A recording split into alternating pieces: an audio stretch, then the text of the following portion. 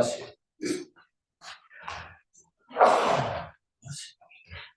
Thought there was another one coming. Well, maybe there's. It's clean. I'm all right. I know it is when you get that tickle and you go away.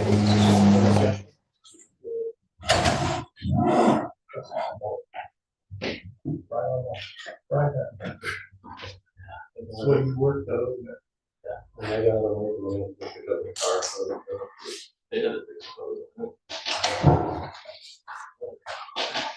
Yeah. It's 6 o'clock. We'll go ahead and call the meeting to order. First item will be roll call. Starkey?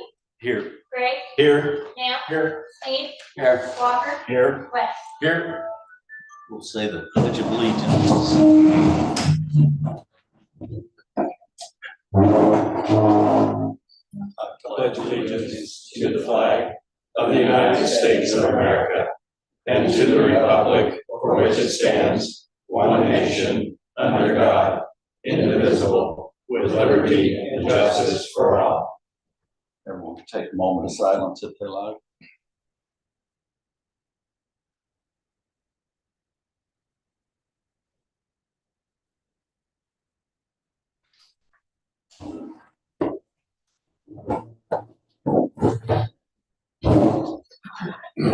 I'll take a motion to approve the agenda. So All in favor, say aye. Aye. All opposed, same sign. Everyone's had a chance to review the previous minutes. If there are no additions or corrections, they'll stand approved as presented. Katie, could you announce the visitor? Yes. So on the far right, we have Brenda Cromley. Next to Brenda, we have Rowena Nickel. Everybody knows our medical director, Dr. Gus.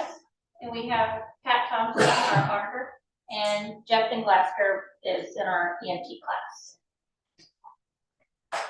And Jefton, have a few things to say. So, yeah, I've been in the EMT class that started up in May. My name is Jeff Master 17 from Smith High School. And so, our EMT class, currently, we are going through our clinical cycles with August and September, right along with the ambulance district. And hopefully later this next coming month in September, we should be heading out to do our hands-on testing.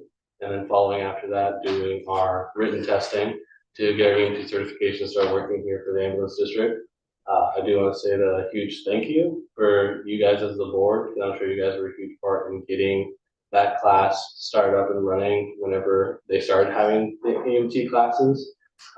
It's been a really great experience. We have classes every Monday, Thursday, 6 to 10, where we basically have a discussion. We go over different skills, and Justin Cross and Eric Myers have been our instructors. They go over the books and resources with us.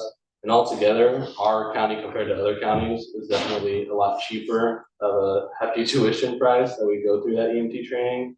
It was about $1,400, which definitely is better than other counties. We get a lot of great opportunities through that. So huge thank you to you guys for doing that. And hopefully I'll get more involved with the ambulance district moving forward once I complete my training. Go ahead. I'd asked Jefton to come because he was at our open house at St. Paul's and he was in my kindergarten class. He's grown some since then. Or maybe it's been a while since that happened.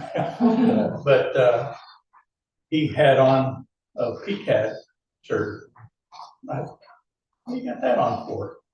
And then he told me about it, and I don't remember, we, as a board, we haven't had a chance to really understand what that program is doing. Mm-hmm. Tell the board what your long-term goal is. What do you want to do? Man, he's still bossing around. I appreciate it. He's taught me a whole lot. So remember when he taught me how to play chess back in like third grade. But yeah, long-term goals is that I plan to start up working as EMT here at the ambulance district and hopefully go into paramedic training at some point. I know that when I was doing clinical, they had like the meetings to approve, I believe 2 people that are selecting to send on a grant to do paramedic school. But long-term, I'm currently applying to UMKC's accelerated pre-med program. So I should know by the end of this year whether I get accepted, and that's 6 years that I'll be out of med school and be a fully certified physician. So long-term goal is orthopedic surgery. Young man, if I might offer just a personal word of motivation, you're in a unique position, you and your peers right now, to set the bar and blaze the way for those people that are going to follow you through this program. And it's important that you succeed personally, and it's important for those who follow you that you succeed, that this program can grow. So thank you for your efforts. Thank you. And I definitely want to get more word out, because when I started doing clinicals, basically every single person I rode along with said, I didn't know we had an EMT class, and they had gotten trained somewhere else. So hopefully we get more people in our community to train here, and that way we have more EMTs and hopefully more paramedics eventually working in the district. So, yeah. So there may be a day that a child from kindergarten class operates on me. And I didn't do anything to hurt your feelings. You can stick around if you like. Okay. Thanks for coming. Thank you. The auditors report. Well, once again, I'm here, and thank you again for allowing us to be the auditors. I'm Pat Thompson. I am with Hood and Associates CPAs, and it's always a pleasure to work on this audit. You have a unique and a very wonderful CFO, and I think I have said that every year, because I deal with a lot of people that really do not understand accounting. And you're very, very fortunate to have someone that not only understands it, but has the controls in place to make the audit an easier audit to do because of that. There were no material misstatements. There was nothing that I found that was irregular. Therefore, you received an unqualified audit again this year. If we look at the audit itself, you can read the audit report. It has been changed. It's now a 3-page report, which if you want to go to sleep, you can read that at some time. On page 4, what you're going to see is the management discussion and analysis. Now, this is what is prepared by your CFO. And what this is an overview of what the district has done from the perspective of the district, from your CFO. It's really a good read and something that really you need to look at and need to consider strongly. We had an increase this year again, which was good. We had a net income this year.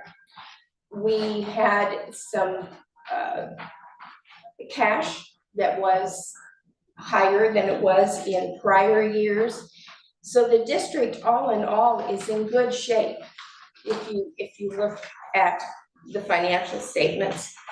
If you go to page 9, that's where my work begins. And what I do, I take your financial statements and I look at the documentation and look at source documents to prepare the financial statements. Now, you are on a modified cash basis of accounting. And the reason it is modified is because you have depreciation. And then you also have some payroll liabilities and credit card liabilities. That makes it a modified cash basis. If you look at your assets, when you look at total current assets, you're sitting right now at $6,794,389. Now that was as of December 2023. This cash basis, this cash is up from what it was last year. Your investments are down because you had several notes, U.S. Treasury notes, that were cashed and put into your cash accounts. If you look at page 10, That is your statement of revenue, expenses, and change in net position. This is a fancy way of telling you what your net profit is. And how we look at this is in twofold.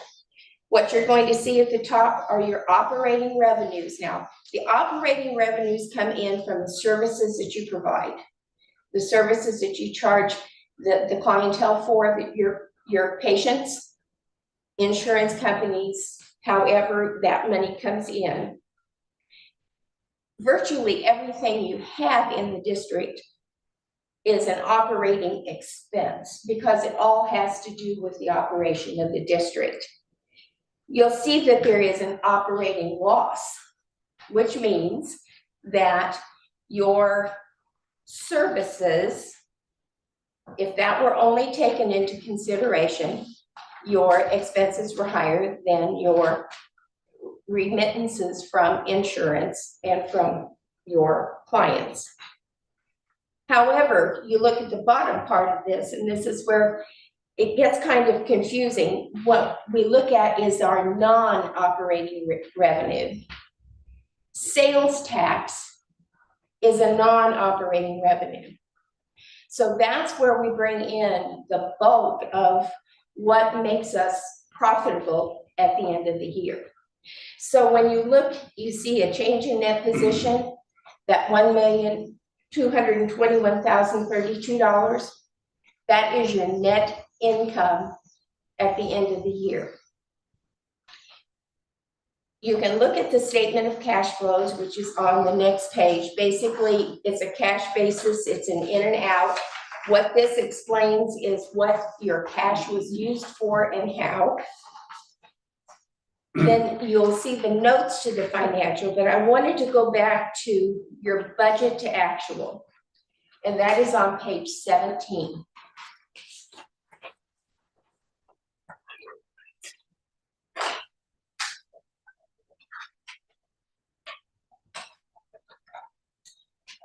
According to FASB, we are required to put a budget to actual in the audits of governments. And so this is a combination showing your original budget that you originally passed. The second column is your final budget. And then your actual is what actually happened and was credited to each of these accounts and reported in each of these accounts throughout the year. If you go down to the change in net position at the bottom of the actual, you will see that your revenues exceeded your expenditures for a change in net position of $1,843,685, which means you had a positive budget to actual. Questions, or have I totally confused you? Okay.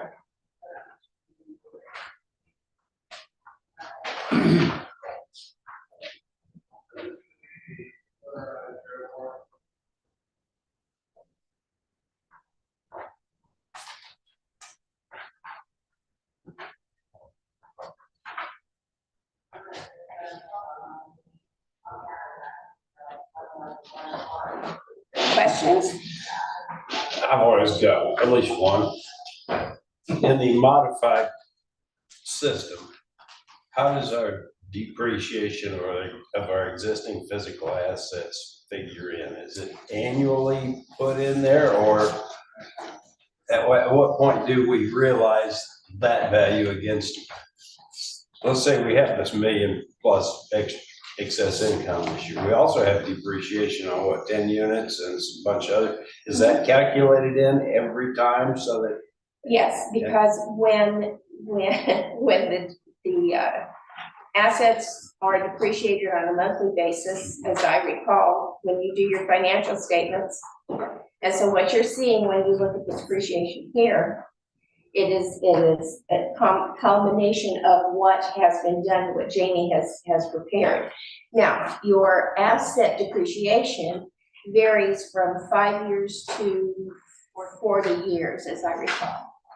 So it depends on what they consider the useful life of the asset. So assume we wrecked an ambulance and suffered a loss there. How soon would that go back into, at a monthly basis, at the end of the year, or?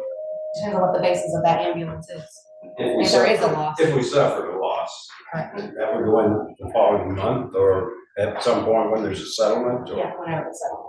Okay, so we would be current in, already in the matter, okay, thank you.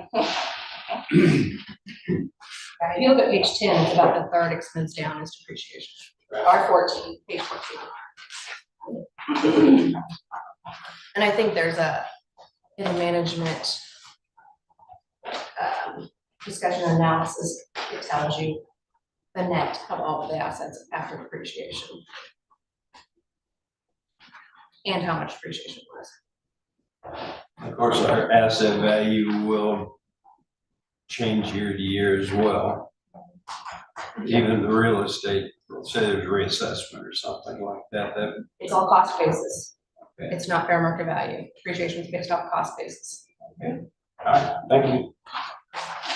I know the figure our insurance based on. Yes. Yes. That's replacement cost. All right, thanks. Thank you again. Thank you. We Thank you. appreciate having the opportunity to be of service to you, and Jamie, if you need anything, please call. Thank you. Thanks, Roy. Thank you.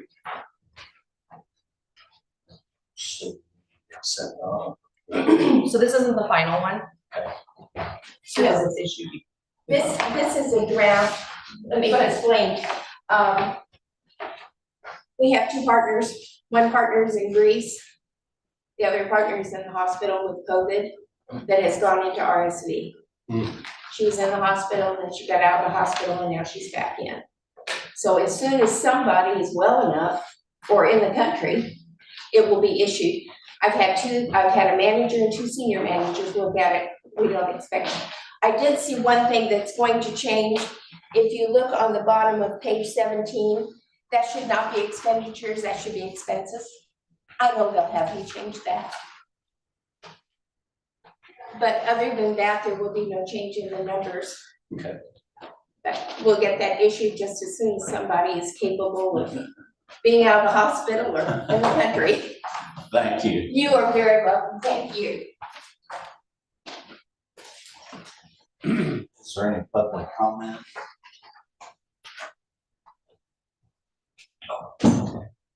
Okay. If not, we'll move on to the officer report, CFO report. Okay, so it's on page 24 of your packet. So that report there is the operations report out of our billing software. So that is showing you for July 2024 and year-to-date 2024, all the details, well, the summary of charges, payments, contractuals, write-offs, and then it starts with our beginning AR and ends at our ending AR. On page 25, it also shows you the average charge per claim and the average payment per claim, as well as the collection rate without adjustments and with adjustments. So our year-to-date collection rate is 83%. I've looked back, previous billing companies was about 68%. So that shows you some of the increase in our revenue. Some of it is volume, and you can see there's July of 2023, we billed 534 calls, and we billed 657 July of 2024. So there's an increase in volume as well. Any questions on all of that? I know there's a lot there. Out of curiosity, can we make a comparison to like write-offs versus other ambulance districts? Are we in a good ballpark or no way to check yet? Okay, I mean, just curious. yeah, I mean, I don't, you have to get. No, I know we do. They're- Right, okay. Eric, you'd be looking for a percentage comparison, right? Yeah, I'm just interested. I know we do a good job, so it wasn't any kind of a So question. there I was are, just I mean, curious. I can look and see the KPIs, I don't know how they would relate to rural Missouri compared to, another part of the country, but. Right, But you can see, I mean, the only write-offs we have for July is collections. We sent things to collections, so. As far as collection percentage on the patient portion. It's very small. Yeah, I don't know that it shows us that anywhere on this report. And if there's other things you guys want to see about billing, just let me know. We can dig around and see if we can find reports. This is, Eric and I kind of looked at the reports that were available, and he's like, yeah, I like that one. Let's have that one. And then the next report is the primary payer policy mix. So it shows you the percentages of the different types of insurance and payers. So patient is 5% of our total primary payer policy. So, and then on this chart on page 26, the other, that 13% is Medicaid managed care, and the government is what makes up that 13% other. Because I was like, it's got all the details below, but then it's got an other. So I kind of went and did some other reports to figure out what is other. Any questions on any of that? And that one does give you the KPIs on page 29. Most 40 to 50% for Medicare, so you can see ours is in excess of that at 55%. Insurance, 18 to 23, ours is below that at 10%. So you can just see all of that. Medicaid 9 to 15, ours is at 10. But if you add in the Medicaid managed care, this report doesn't tell you, I have to calculate that, but I'd say it's probably another 10, so we're probably at 20. This is great, thank you. Any questions on any of the billing? Page 30 is sales tax receipts. For August, we received $340,744.66. That was an increase year over year of $45,591.17. For the month, it's up 15%. For the year, we're up about 7% at $178,000. Page 31 is our budget performance year to date. Again, you can see our total operating revenue is about 14% above what we budgeted for the year. Education EMTs 2,800, sales tax revenues 283,000. That's at the end of July, and then service fees 540,000. Then you can also see all of our expenses that year to date exceed what was budgeted. Automobile or ambulance operations and bank service charges, and then we'll go through the details on the next pages. Dues and subscriptions, operating expense, and then the TIF expense, which is directly related to our sales tax increase. Page 32, again, this is our budget performance year to date versus the annual budget. So 7 out of 12 months, we should be at 58%. So it's about 16% over budget on our operating revenue. Ambulance and vehicle fuels just slightly over budget at 59%. Medical supplies is quite a bit over budget, and oxygen, that stuff has just been outrageous lately, and I don't know the reason. They just keep raising the prices. I'm not sure what the issue is there. And medical waste too is just increased. Any questions on any of those or anything else on that page? How many oxygen suppliers are there? That explains why the price went up. I mean, we've checked in the past, and what's the other one? We get ours from Airgas. There's another. Right, there used to be. They don't do medical. They don't do medical oxygen. But Well, it's not like you have to drill for oxygen or anything. No. Not yet. I mean, I'm sure they have the same increase in cost that we do. Fuel's up, insurance is up, all of those wages. I'm sure that's a part of it. It's easy to recoup when you're the only provider. Page 33, EMS radios equipment. It looks like a huge percentage, but dollars, it's only $1,200, so that's up a little bit. 34, the advertising and promotion is what's making the operating expense be over budget, which was the cost for our RFQ. So, and then highway TTs, repairs and maintenance, that was the sewer. We got billed 2 quarters of last year, this year.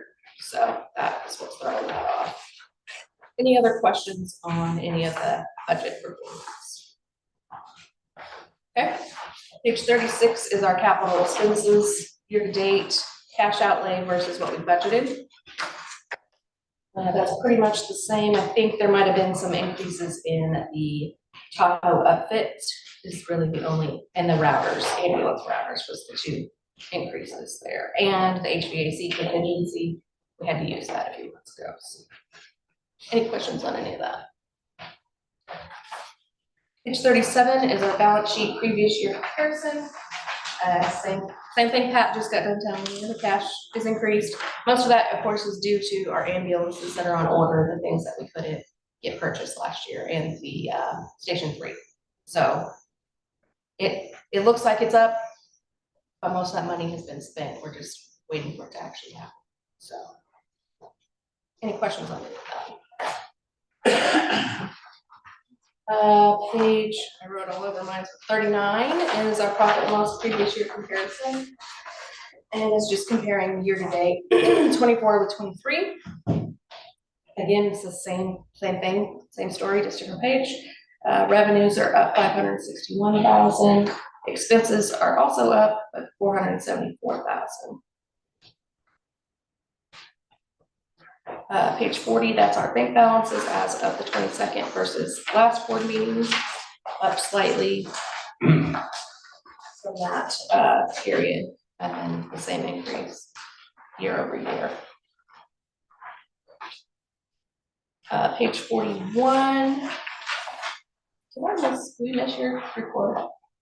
No, I'm like, Okay, so page 41, I just saw the ambulances.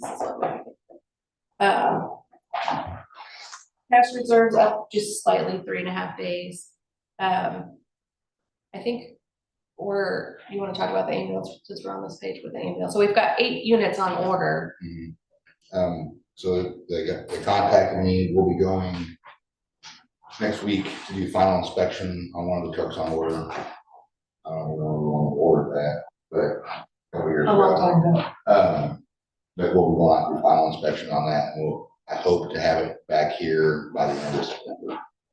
What does it cost us to do a final inspection? You know, I don't honestly know exactly. I believe it's wrapped into the cost of the truck. So Usually parking at the airport. yeah, I mean, usually parking at the airport, so pay out. Looks like it's a wise move a few years ago to order those. Yeah. And in the final inspection, we go to the factory, go over the truck, make sure that there's no problem, make sure that everything is the way it's supposed to be.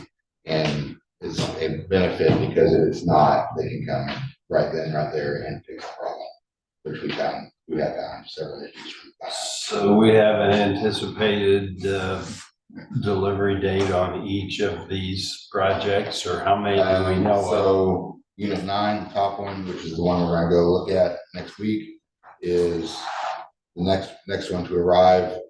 Unit 10 is about 4 months out. That's the remount. Okay.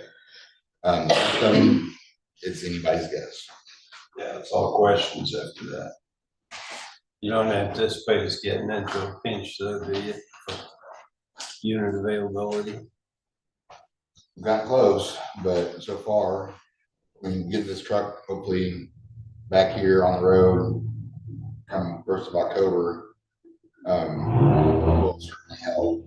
We have not close. The unit mileage isn't smaller. So We haven't got caught with our pants down lately.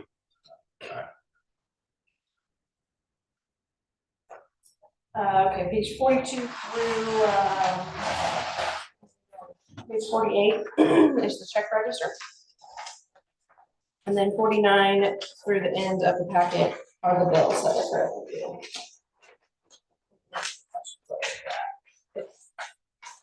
There aren't any questions, that's it. Oh wait, I did have one more thing I wrote on the front of my packet. This isn't really my report, but I saw on Facebook that Sedalia businesswomen are hosting a sunshine law training that somebody from the Secretary of State's office is going to come talk about sunshine law. They asked that you RSVP by 9/23, and I think it's going to be at the Hecker on September 25th at 6:30. I said wrote Hecker, I think that is the community center. So if you guys need to RSVP or would like to go to that, I'm sure we can do some sort of RSVP outside of Facebook if we need to. So, Not related to the sunshine thing, but back to your previous, the collections off of the managed care, is that trend still continuing to be detrimental to us? so, Medicare Advantage is what they call it, or Medicare Managed Care. Those are the ones that are, the patient's out of pocket is exceeding the insurance company's portion at this point for ambulance. I can't speak for any other medical field, but for ambulance, the patient's out of pocket is exceeding. And that what the translates to collection problems for us. And you don't see that getting better, it's only going to get worse. I mean, I don't have a crystal ball, but I don't That's see it the getting, trend. yeah. I mean, it's the same thing with commercial insurance. Patients out of pocket is increasing every year, it seems like. So therefore, then the patient portion that's due us increases every year. And collections don't seem to increase on that side. Okay, thanks. Mhm. So the public just stays mad at us. I mean, we can't dictate what insurance people have, so, Yeah. you know, we On don't know what people's plans are, we don't. my Humana, it's $25 for an ambulance if I were to need one, is what I would pay. So I don't know what they pay. I have not seen Humana have a patient responsibility that low. It's really moved you from sidewalk to.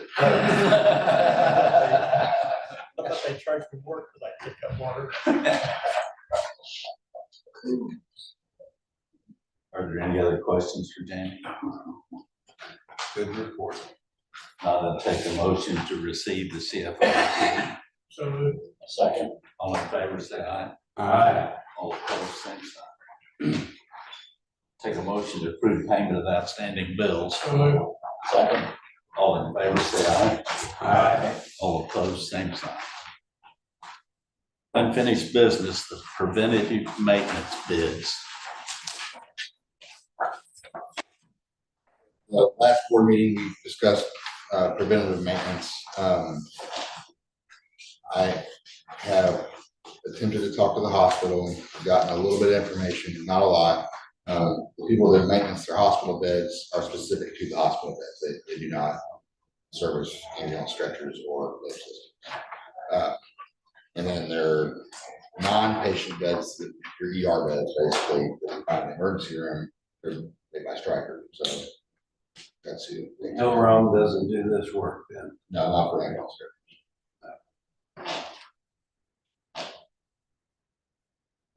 So my recommendation would be Enzar. I believe they're kind of middle of the road, they're a little bit more, but I feel like I've dealt with them in the past. I know what kind of service they provide. It's been good service that I've seen them provide. So that would be my recommendation. Go with it. 1 year agreement. Yeah. What's the cost for that?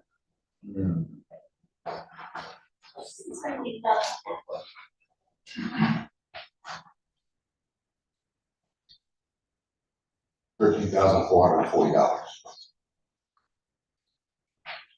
Which I think is still cheaper than what they were paying Stryker Mm-hmm. before they hiked prices.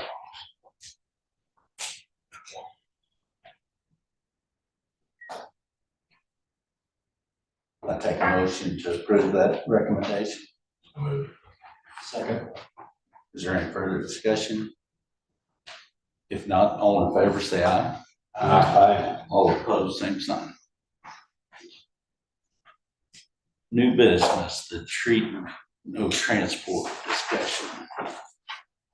Because of HIPAA, we can only discuss in general, not specific cases. Has our policy changed any in the last 5 or 10 years? What is our current no treatment policy?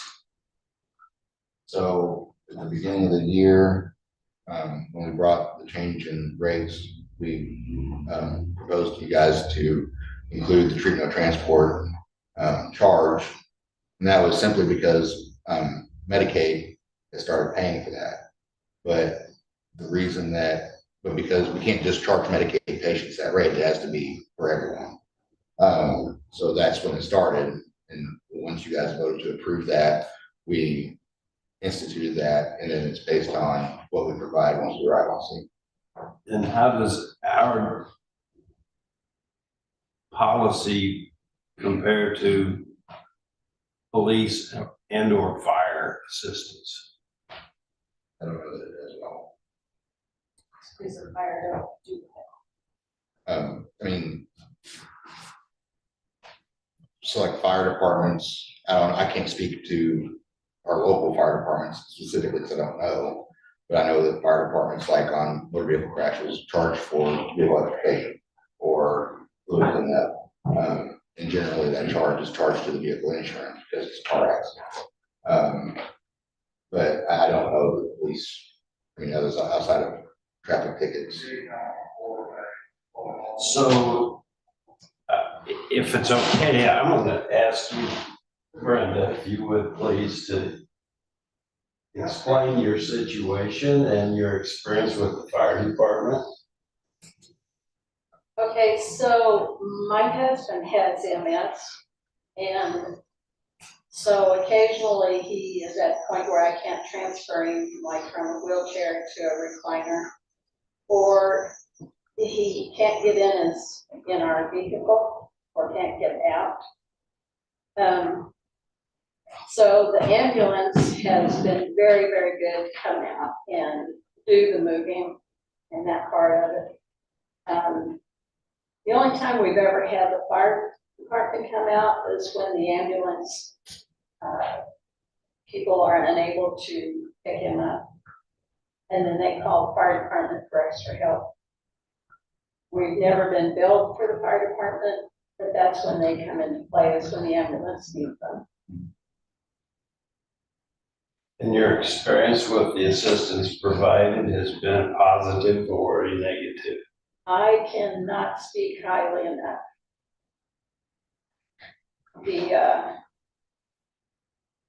I would say we probably met most of the MTs.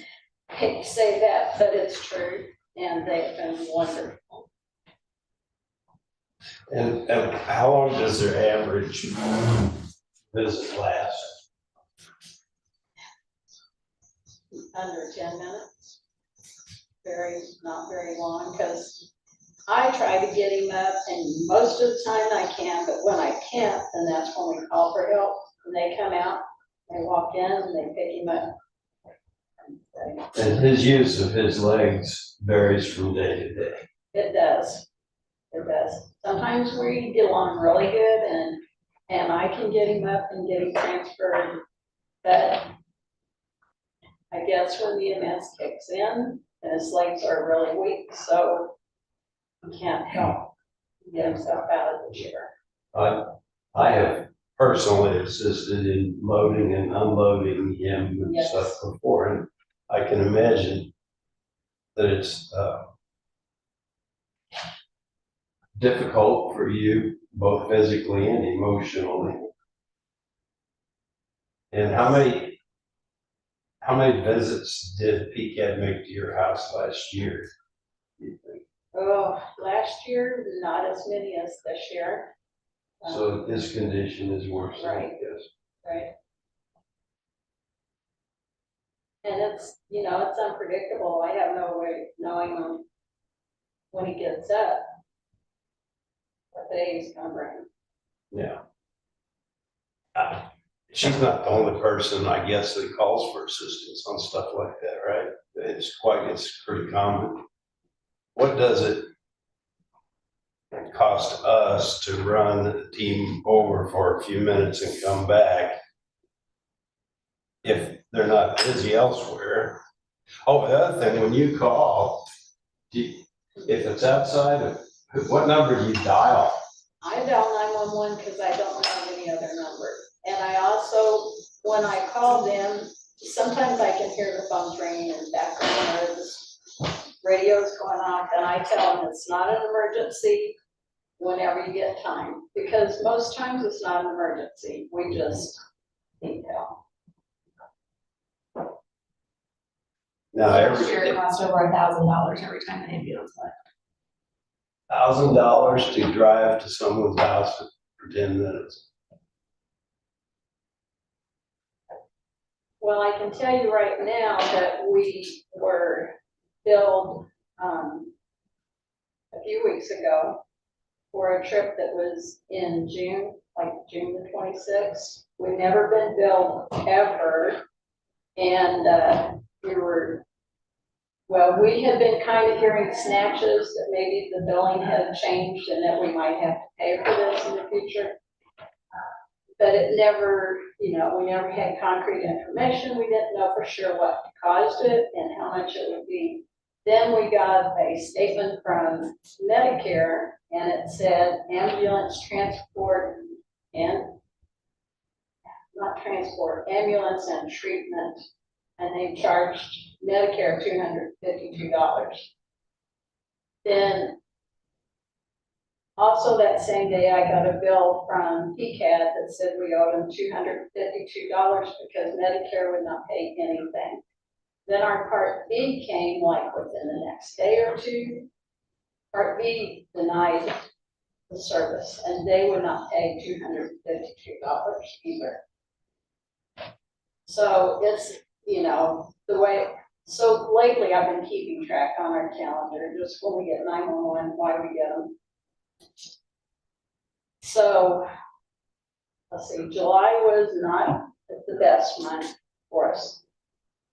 So we had 8 visits out to our house. And just like I told Kim, that would be $2,000.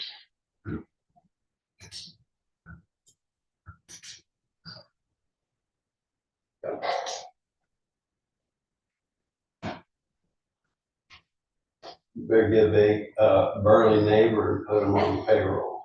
I call my neighbor too much. How does it cost us $1,000 to run it? What's it cost us for them to go to the grocery store then? So what we calculated is our expenses divided by calls. That's how we divide how it is. So when every call costs over $1,000. So yeah, some cost more than others, but on average, it's over $1,000. Because some have a lot of supplies, some have no supplies, so. Well, and if this is gonna happen for everyone, and they're gonna get billed $252 and say Medicare is not gonna pay for it. I think of all the people, the older people, lower income people that are not gonna call anymore when they have chest pains, or whatever, because they can't afford $252 every time. So it's not every trip. So we only bill if you use equipment and do an assessment. So it's not every trip that gets billed. Okay. And we also have a hardship policy that if a patient is unable to pay, they can provide us the documentation and we write it off. Or frequent flyer miles? I daughter said, Don't have those. my daughter said you ought to offer a loyalty program to me. But we don't charge if we just help move someone or get them up or. And see, we were not aware of that either, because that call that we got billed on, there were 3 EMTs that came out to the house, and 2 of them were talking to me because there's always paperwork you have to fill out, and the 3rd one went over to my husband and said, well, since we're here, why don't we take your blood pressure? It's never a point to our call as for that. He doesn't have high blood pressure, never has high blood pressure. But because he took blood pressure, we got billed $252. He really just has weak legs. Weak legs. Yeah. Thank God he's got strong arms. That helps. Okay. And I was just curious if she called the fire department. Anytime you make a call, it ends up being at 911 then, doesn't it? Yeah, I don't know. And that increases our call volume of 911, yes, which increases our percentage of, yeah. So in the fire department, they won't go out and do that without us there. I mean, they don't want to accept the liability. Should something adverse happen after they leave, they don't want that liability on them. So they're not gonna come. Most of the time they won't go on those calls anyway unless we request them specifically to go. Sounds like you should probably make an arrangement with, Total Fitness and have them send a couple of weight over. Well, you know, I feel bad every time I call 911, but So do we, because that bill goes up. yeah, but you know, I have to pull him up by his waistband. You know, 6 times. I understand. Is there, And you're not getting any stronger, are you? is there a different number that she can call other than 911? I mean, you can call the 7-digit number of the police department, the 8100, but it's gonna go into the dispatch. It'll roll over to central dispatch anyway. Right, so I mean, it's all gonna go to the same place. So it's still gonna be an expense no matter how. I mean, you know, it's just a different way of them taking the call. I mean, it's still gonna go through the same processes regardless of which phone number. Does 911 ask what is the, Yeah, first thing they ask me is, what is your emergency? and I need help getting No. that put up? Yes, what is the address of your emergency is the first thing they ask. Then they ask what the emergency is. So if we know And that it's just to help somebody up, I always ask for a lift assist. I didn't know that at first. But it does take you long to figure out that that's what they want to know, is it's just a lift assist. So they know it's not an emergency. Right. Okay, well. You understand our position, and you understand our position. We didn't do it to, you know, deter anybody from doing anything. We didn't do it to put hardship on anyone. And while it's not right now, in the foreseeable future, you're gonna start seeing Medicare start picking this stuff up. And there's already some private insurances that are doing it as well. And because Medicaid's position on it is it's cheaper to pay the $252 versus us transport to the hospital. Right. Can you explain to her the hardship procedure? Yeah, there's just a form. Just call and ask for it and we'll send the form.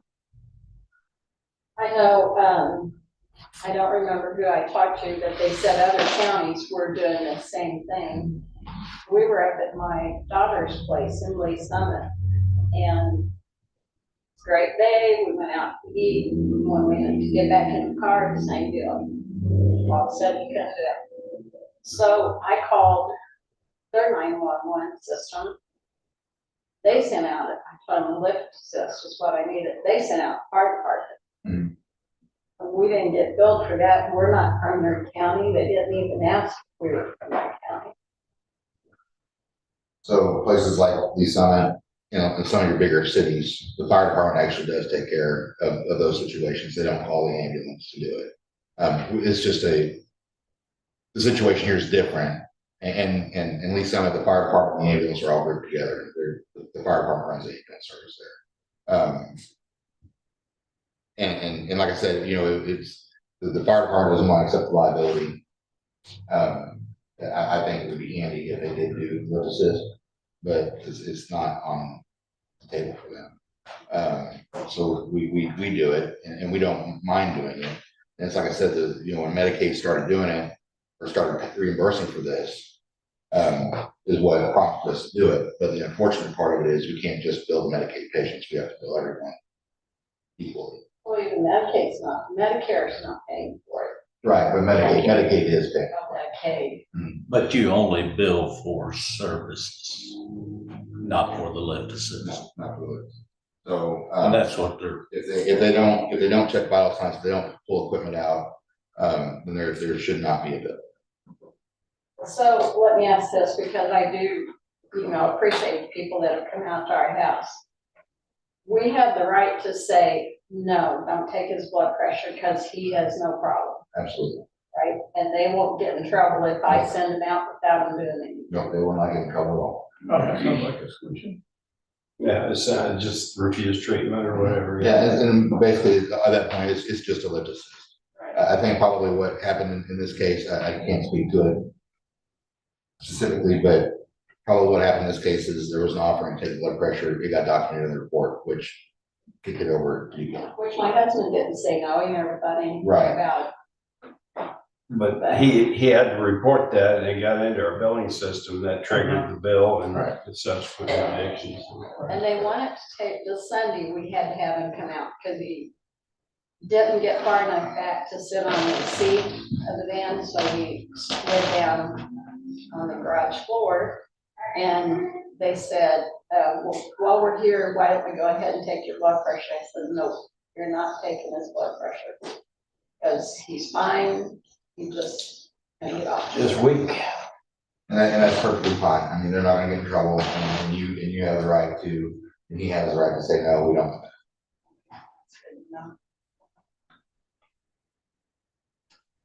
Thanks, Brenda. Okay. Sorry for the emotion. No, thanks for bringing that up. We may have people that may ask us things like that, so it's good to know. Well, and the other thing is, there's been no information about that. None of us knew that anything had changed. I didn't know the fire department wouldn't do it. That's what I didn't know. I assumed. From my experience, I live in Morgan County, similar, my husband had a mess, he's had strokes, and I also need lift assist occasionally, and when I call 911, they send out our volunteer fire department people, forms to help with that. There's not ever a charge, but, yeah, that's how it works a little bit further east. That's still In better. the sticks. Well, he's actually, in Stover now.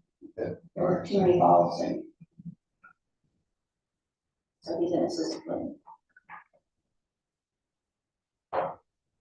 Thank you, ladies.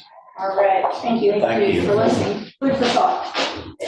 Appreciate it. It's not always cookie cutter. Yes, thank you. any other questions, comments? If not, we will move on to the new building discussion. Maybe Roy and Jamie can kind of bring us up to date where we're at. And as a board, we've never really discussed what we expect out of the new station. We can't design it, obviously, but We had our initial meeting on 20th. I think you guys had a copy of that agenda. to Talk about, we covered everything on here, we're already kind of steps ahead. We've already done the RFQs for the architect. I believe she's going, if she hasn't already started, she's reaching out to them, and we're going to have basically meetings with each one. She's going to ask questions, and we'll be a part of that meeting, listening. I don't really have any questions. How much it's gonna cost. It would be the one that I have. Everything else, she's gonna be there with the expert on the matter. But we'll come up with a recommendation to bring to y'all for an architect. That should be happening here in the next month or so. And really, beyond what we talked about on here, I think it's so early to tell even, what the project is gonna cost, what we're gonna have to cut to be able to make it fit and make it something that we can afford, yet have all the things that we need to have, versus what we want. We're gonna need to have 6 bedrooms, we're gonna need to have 3 bays at minimum. I would like to have it double deep, so we can put more than just 3 ambulances in there, but, I mean, 3 bays. And drive-through, I feel like having drive-through bays really cuts down on accidents and instance where we back into the station or something else, even though they're supposed to use backers, sometimes those things fail us.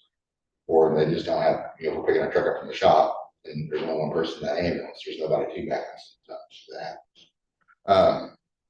But, you know, as far as aesthetics go on the outside, I don't, you know, I have an idea in my head of what I would like it to look like, but, you know, I don't know how you guys feel about it. I mean, if you had a time to look at Ray's new building that they built, probably something similar to that. I don't know how expensive that is because I'm not an expert when it comes to that at all, but it does look like a nice building. On the continuum of fine residential and strong industrial, are we leaning towards the residential to fit into that area? Kind of.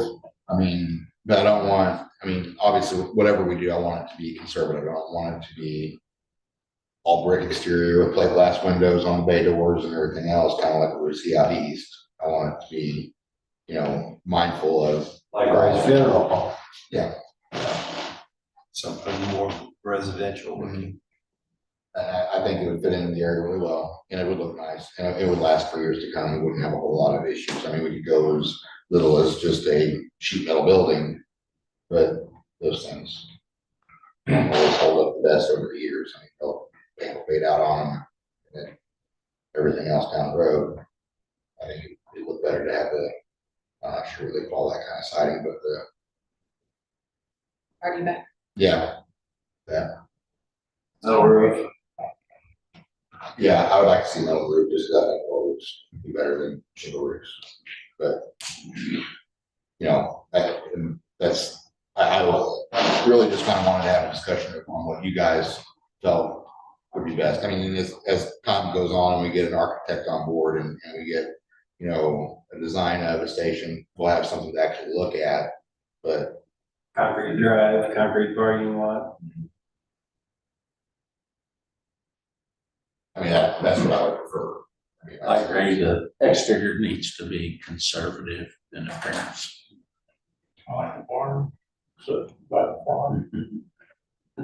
Those aren't necessarily so conservative. And that's part of what the owner's rep will help us with is, you know, if you choose this outside finish, it's gonna cost X dollars. If you choose this outside finish, it's probably gonna cost X dollars per square feet. And she can help with that. And if they know that we want it to be conservative going in, that saves a lot of time. If they bring something back and no, that's too much like TT or something. So, and, you know, that's part of this, the tentative schedule is kind of after we get the design team picked, then they will go through the initial kind of design and decide it's gonna cost approximately X dollars to know, do we need to back off on something, or is there something we can take out or change a finish, or, you know, what can we do to reduce that cost? So they have a couple of different places in there where we're going through the budget before we ever get to the bidding part. So I think there's 1, 2 places before we even put it out to bid to go through and decide what, you know, for them to estimate what the costs are before we ever go out to bid. And then when we go out to bid, we'll have an idea of what we expect those bids to come back for. And if they don't, you know, that's part of what they'll do is go through those bids and figure out where we're be off, or, you know, what did they bid different than what we had estimated and that kind of thing. So, so that's a lot of what they're gonna do for us. So you all gave her a figure that you were thinking about with the complete building with furnishings. So, I mean, we would love to do it for the 800, whatever we have budgeted, 845,000, but we know that's not gonna happen. I mean, it's just unrealistic that that's gonna happen. So, you know, she had kind of estimated some things in there. And I do have it. she had given us kind of a preliminary estimated budget. If we say we want the building to be about 1.5, it's really gonna cost us 2.2. So that's, because by the time you get, I mean, that's just an estimate because she's got some contingencies on here. For change orders and different things that we might not be aware of, but some of these things might be able to come off of here, you know, or be reduced. Because this was just based on other jobs they've done, kind of where it's at. Have an example of what that budget will look like Mhm. when we start getting the estimates of what that is. RFQ for the architect and the construction manager was $1 million though, and that was. Yeah.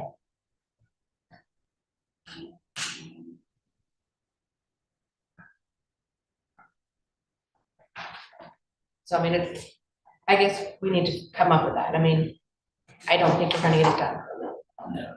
No. I think we're gonna be in this probably realm, is what my guess is. But it's pure guess on my part. It's not what I do every day. It's just pure guess.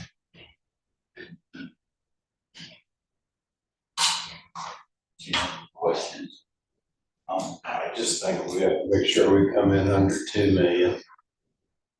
Anything over 2, people don't move again.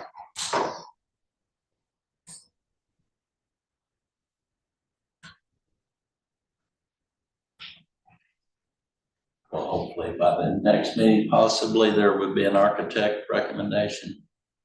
I don't know if it'll be the next meeting or the second one in September. Right. I think that's what we were shooting for, was the end of September. Because you don't have any meetings scheduled yet, do you? No, not yet. So I think that's where we were shooting for. Because this tentative contract schedule shows, you know, trying to have the design team under contract by the end of October. So. And that was if we had to do the RFQ process, which we don't, we've already done that, so we should be able to shave off all of that. Is what we talked about, so. Any questions or anything? Now we'll move on and take a motion to go into closed session pursuant of RSMO 610.021, section 1. Second. All in favor? No, roll call. Yes. Great, Yes. Ham. Here. Nate. Yeah. Walker.